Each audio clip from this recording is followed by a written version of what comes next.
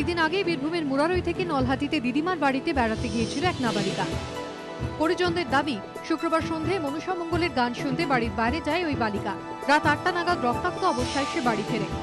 সে জানায়, মামা বিনোদ মেটে পাঁপড় কিনে দেওয়ার নাম করে ফাঁকা মাঠে নিয়ে গিয়ে তাকে ধর্ষণ করে পালায়। সে অজ্ঞান হয়ে পড়ে। জ্ঞান ফেরার পর দিদিমার বাড়ি ফেরে ওই বালিকা। রাতে ওই বালিকাকে রামপুরহাট হাসপাতালে নিয়ে যাওয়া হয়। বিনোদ মেটের নামে নলহাটি থানায় লিখিত অভিযোগও দায়ের করা হয়। পাঁপড় দেওয়ালে গিয়ে গেছে, পাঁপড় কিনে দিয়েছে, দিক মাঠে থেকে নিয়ে গেছে। এখন আমার বাচ্চা অজ্ঞান হয়ে গেছিল বা এই ভয়ে লক্ষ্য ছিল ওটা জানি না। তারপরে ওই জিনিসটা করেছে যখন মরে যাচ্ছে বলে রেখে চলে যাচ্ছে। তখন আমার বাচ্চা তারপরে জ্ঞান যখন আছে উঠি বাড়িতে ছুটি আছে। কংগ্রেসের দাবি, বিনোদ মেটে একজন তৃণমূল কর্মী। সেই কারণে পুলিশ অভিযুক্তকে গ্রেফতার করতে চাইছে না বলে অভিযোগ তুলে শনিবার চাত্রায় প্রায় 1 ঘন্টা পথ অবরোধ করেন কংগ্রেস কর্মী সমর্থকরা। নাকাল হন সাধারণ মানুষ। পরে বিনোদকে গ্রেফতার করে পুলিশ। তৃণমূল কংগ্রেসের কর্মী বলে তাকে এখনো পর্যন্ত গ্রেপ্তার করা হচ্ছে না।